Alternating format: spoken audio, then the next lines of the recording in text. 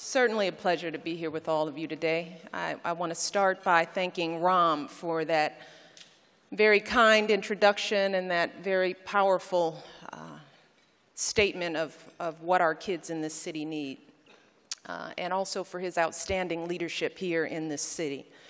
I also want to acknowledge Attorney General Lisa Madigan, Cook County Board President Tony Preckwinkle. Thank you all for being here. It's good to see you. You're all looking good. It's very good. And of course, I want to recognize Jim Reynolds as well as Tom Wilson for taking the lead as co-chairs of the Public Safety Action Committee. Thank you both for your leadership, for your words, for your service. We are so very proud of you. And most of all, I want to thank all of you for coming here today on behalf of this city's young people. I want to thank you for your commitment to their safety, their well-being, and their God-given potential. And I know that many of you aren't new to this work. For years, you have been sponsoring sports leagues, after-school programs, summer jobs, and more. So you in this room know firsthand the impact that we can have when this city truly invests in our children. And that's something I know from my own experience, which is why it was so important for me to be here today. I'm here today because Chicago is my home. I was born and raised here. I built my career here. Several of my bosses are here, former bosses are here. I met and married the love of my life here. I raised my children here, who, by the way, still refer to Chicago as home. They believe it gives them a little more credibility. So let me tell you, when it comes to ensuring the health and development and success of young people in this city, for me, this is my passion. It is my mission, and for me, this is personal. Because my story would not be possible without this city. And that's where I want to start today, by talking about our city and the neighborhoods that make us who we are. As you all know, Chicago is truly a city of neighborhoods separated by parks and boulevards. It's a city where walking just a few blocks can put you into an entirely different world of experiences. Cut through a park and you go from English to Spanish, black to white, Puerto Rican to Polish.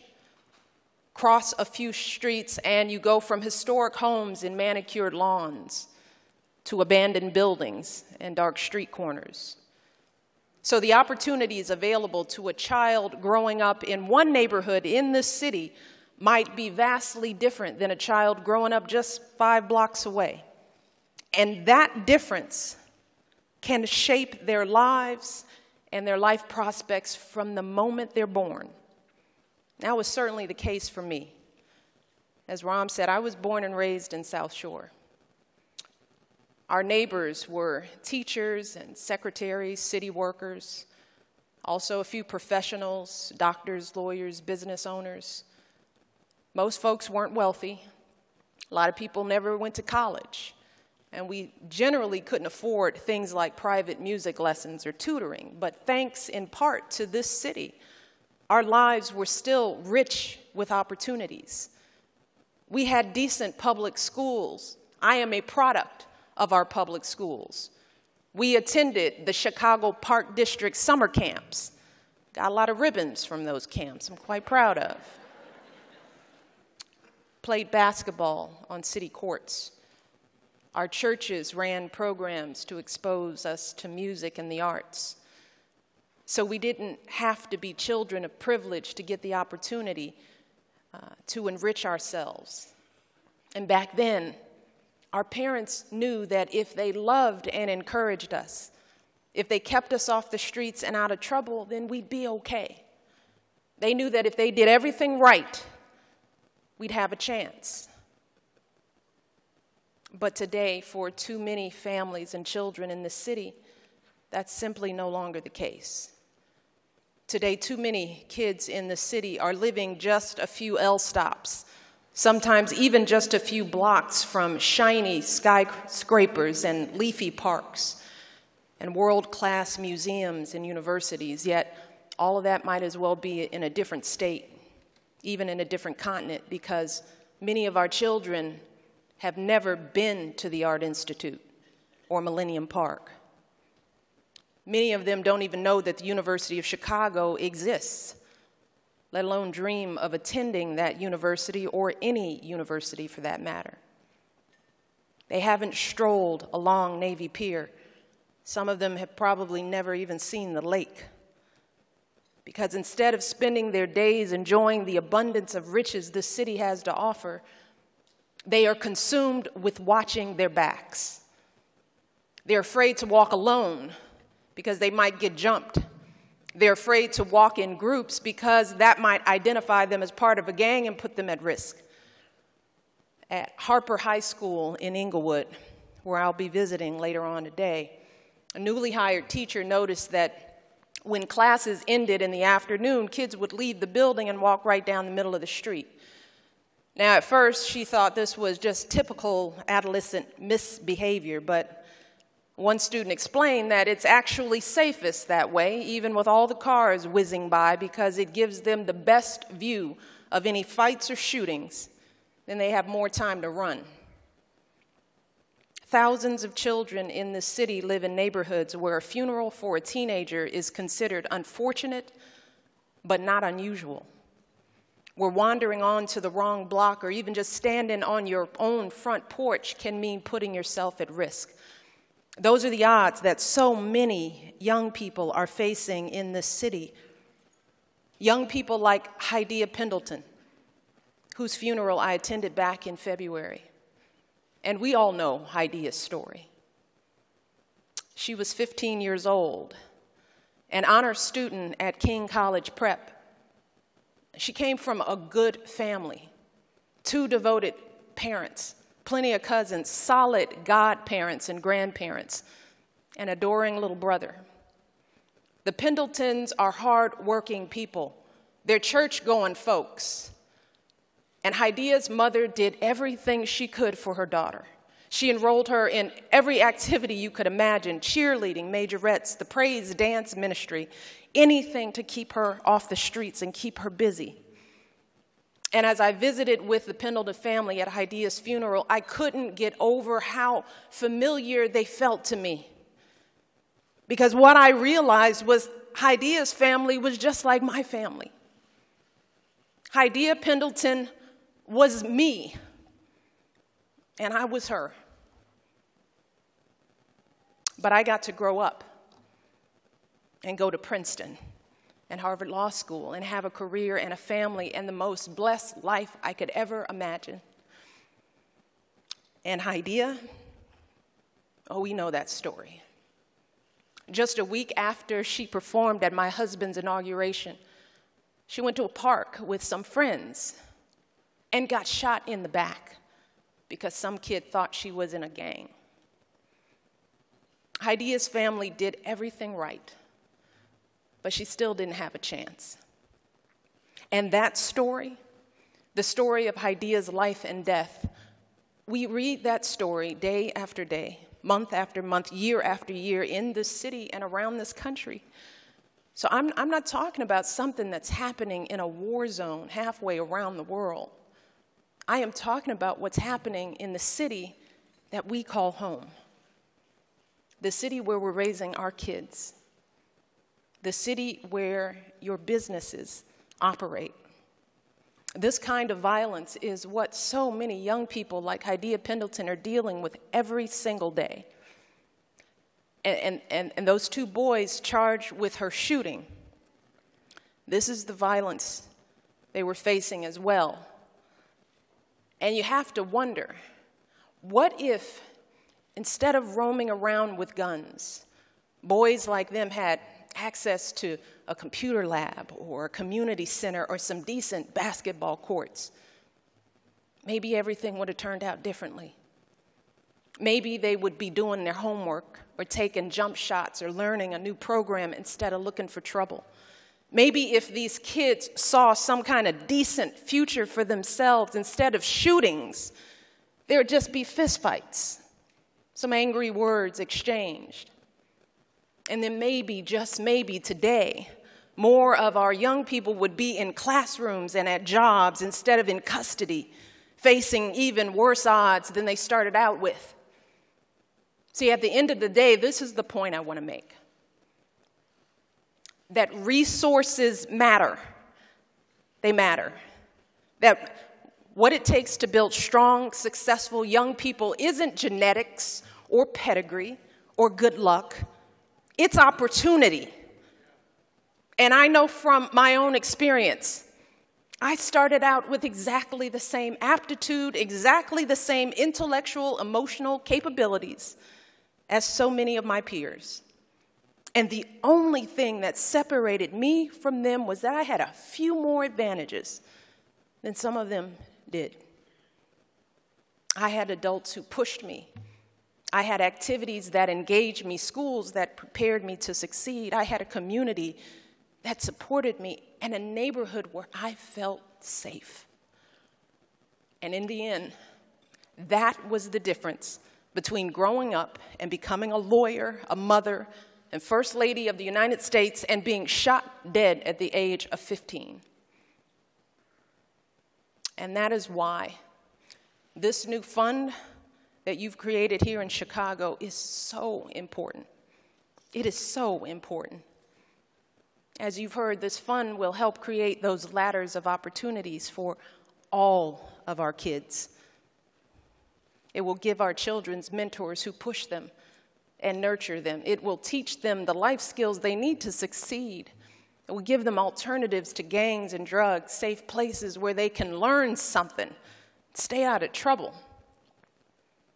Because we know that every single child in this city has boundless promise, no matter where they live. And whether we give them the chance to fulfill that promise and grow into productive adults who lead meaningful lives, see, that's on us.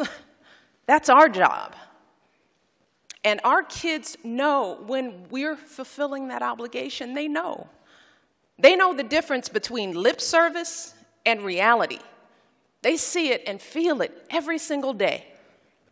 So we can host all the luncheons and make all the announcements we want. But at the end of the day, if our kids keep waking up in neighborhoods where they don't feel safe on their own front porches, if they're still attending schools with crumbling ceilings and ripped up textbooks, if there's nowhere safe for them to go when that afternoon bell rings, then nothing speaks louder than that. Nothing. So let's be clear. This is going to take a serious and sustained investment over a very long period of time, people. This is forever. And I am here today to join the call to all of you, Chicago's most distinguished business and community leaders, to take up this challenge with fervor.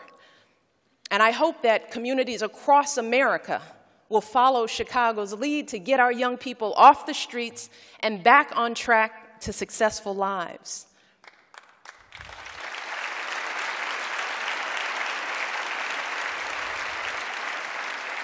Right now, my husband is fighting as hard as he can and engaging as many people as he can to pass common sense reforms to protect our children from gun violence.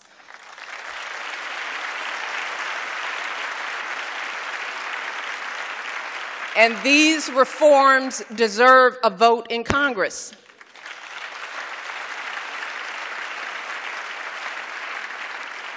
As he said, we can't stop all the violence in the world.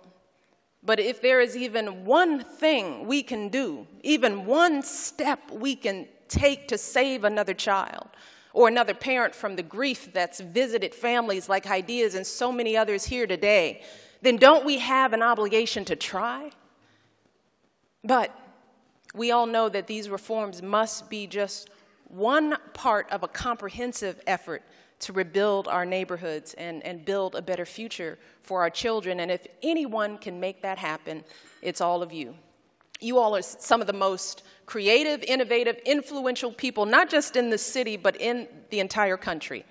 You have brought together folks from all across Chicago to do great things for the city, like build Millennium Park, host the NATO summit quite well, by the way, make the lakefront the cultural jewel of the Midwest. And today, we need you to dig deep and apply that same passion, determination, and civic pride to this city's most precious asset, our children. Now, we all take great pride in this city. And I don't just mean the center of it. I mean every single one of the 77 neighborhoods that make us who we are. Each of these neighborhoods is a vital part of the city, as is every single child. And as business leaders, you all know that this city's young people are your future workers, your future customers. Their success is critical to the success of your businesses, which is critical to the success of the city. But you all are also here, I know, today because you know that this is about more than just fulfilling a business obligation or a civic obligation.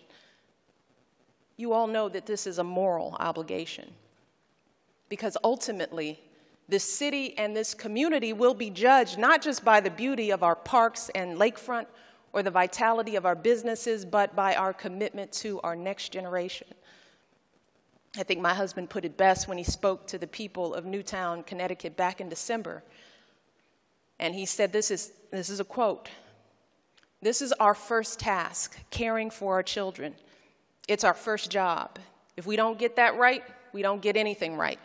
That's how, as a society, we will be judged, and by that measure, can we truly say as a nation that we're meeting our obligations?" That is the question my husband asked. Are we truly meeting our obligations to our children? It's a question we should also be asking in Chicago and in every corner of this country. And it was the question weighing on my heart when I met with Hydea Pendleton's classmates on the day of her funeral. Dozens of them later spoke at the service, each referring to her as my best friend. And let me tell you, it is hard to know what to say to a room full of teenagers who are about to bury their best friend. But I started by telling them that Hydea was clearly on her way to doing something truly worthy with her life. I told them that there is a reason that we're here on this earth, that each of us has a mission in this world. And I urged them to use their lives to give meaning to Hydea's life. I urged them to dream as big as she did, and work as hard as she did, and live a life that honors every last bit of her God-given promise. So today, I want to say the exact same thing to all of you.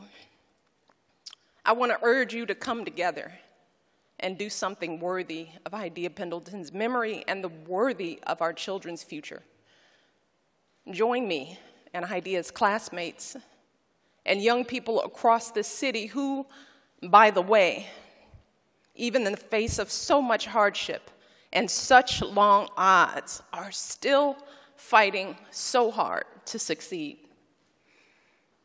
We need to show them, not just with words, but with action, that they are not alone in this struggle. We need to show them that we believe in them, and we need to give them everything they need to believe in themselves. I would not be here if it weren't for that kind of belief. And I know that together we can do this. So let me tell you this. I look forward to the work that you do. I look forward to you hitting this goal and surpassing it. I look forward to this city being the model of what communities can do to wrap their arms around our youth and make them the best they can be, to embrace all of our neighborhoods and every last one of our children. Thank you so much. Good luck, and God bless.